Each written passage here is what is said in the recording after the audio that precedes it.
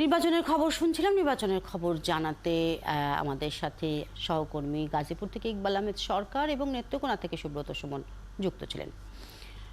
চিকিৎসার জন্য ভারতে গিয়ে নিখোঁজ ঝিনাইদহ ৪ আসনের সংসদ সদস্য আনোয়ারুল আজিম আনার। গত ১১ই মে চিকিৎসার জন্য ভারতে যাবার দুদিন পর ১৪ই মে থেকেই তার কোনো হদিস পাচ্ছেন না পরিবারের সদস্যরা। বিষয়টি গোয়েন্দা কার্যালয়ে জানান আজিমের পরিবার। গোয়েন্দা প্রধান হারুনুর রশিদ জানান, ভারতের গোয়েন্দা সংস্থা ও পুলিশের সাথে যোগাযোগ করা হচ্ছে। আরও জানাচ্ছেন সাজিদ সরকার। ঝিনাইদহ ৪ আসনের সংসদ সদস্য এবং কালীগঞ্জ উপজেলা আওয়ামী লীগের সভাপতি আনোয়ারুল আজিম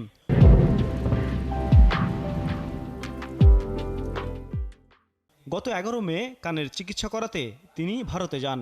এর পরের দুদিন পরিবার ও দলীয় নেতাকর্মীদের সাথে তার যোগাযোগ ছিল, কিন্তু ১৪ মে থেকে আর কোনো খোঁজ পাচ্ছেন না পরিবারের সদস্যরা। পরিবার জানায় তার ব্যবহৃত হোয়াটসঅ্যাপ নম্বরটিও বন্ধ রয়েছে। তিনি কোথায় আছেন, কিভাবে আছেন সেটা জানতে না পেরে উদ্বিগ্ন স্বজনরা। পরে ঢাকায় গোয়েন্দা কার্যালয়ের সাহায্য চান তারা। মাননীয় প্রধানমন্ত্রী সে নিজেও সে দেখতেছে বিষয়টা, সে আশ্বস্ত করেছে। যেহেতু জানেন তো আমার বাবা 3 বারের সংসদ সদস্য, সে মানে প্রধানমন্ত্রী নিশ্চয়ই তাকে ভালোবাসেন, তো সেও সার্বিকভাবে তার হস্তক্ষেপ আছে, সেও দেখতেছে আর কি বিষয়টা। গোয়েন্দা প্রধান জানান, ইতোমধ্যেই বিভিন্ন মাধ্যমে তার অবস্থান খোঁজার চেষ্টা চলছে।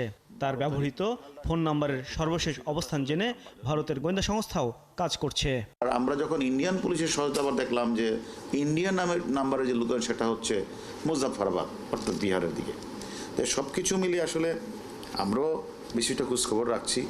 আমরা ইন্ডিয়ানে বাংলাদেশে যারা আছে তাদের সাথে কথা বলছি, ইন্ডিয়ান পুলিশের সাথে কথা বলছি। ওনার পরিবারও আমাদের কাছে, ওনার মেয়ে আসছে, সে মেয়ে আমাদের সাথে কথা বলছে, সেও ইন্ডিয়া কালকে যাবে। তার ওখানে আমরা পুলিশের সাথে কথা বলছি, সবাই আমরা কাজ করছি। ২০১৪ সাল থেকে টানা তৃতীয়বারের মতো সংসদ সদস্য হিসেবে দায়িত্ব পালন করছেন আনোয়ারুল আজিম। সাজিদ সরকার, ৭১, ঢাকা।